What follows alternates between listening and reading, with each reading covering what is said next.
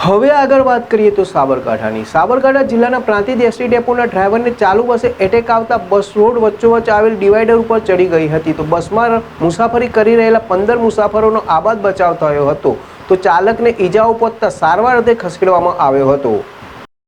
Himmatnagar Ahmedabad national highway 48 ઉપર હિંમતનગરથી પ્રાંતિજ આવતી Himmatnagar Prantij ST bus number GJ18Z 7415ના ચાલકને હિંમતનગરથી પ્રાંતિજ તરફ બસ આવતી હતી. તે દરમિયાન પ્રાંતિજ રેલવે ઓવરબ્રિજ ઉપર ચાલુ બસે હાર્ટ એટેકનો દુખાવો ઉપડતા બસ ચાલકે સ્ટીયરિંગ ઉપરથી કાબુ ગુમાવ્યો હતો અને એસટી બસ રોડ વચ્ચોવચ્ચ આવેલ ડિવાઈડર ઉપર રહેલ લોખંડની રેલિંગ ઉપર ચડી ગઈ હતી. તો બસમાં રહેલ 15 જેટલા મુસાફરોનો આબાદ બચાવ થયો હતો.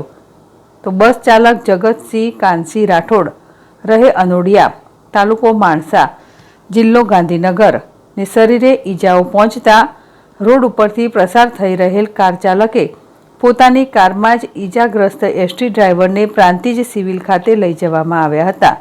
તો પ્રાંતિજ સિવિલના હાજર તબીબી દ્વારા તાત્કાલિક સારવાર કરવામાં આવી હતી. તો અકસ્માતના સમાચાર મળતા જ પ્રાંતિજ ડેપોના મહિલા મેનેજર સહિત એસટી ડેપોનો સ્ટાફ પ્રાંતિજ સિવિલ ખાતે દોડી આવ્યો હતો. જીલ રાવલ, ZSTV, પ્રાંતિજ.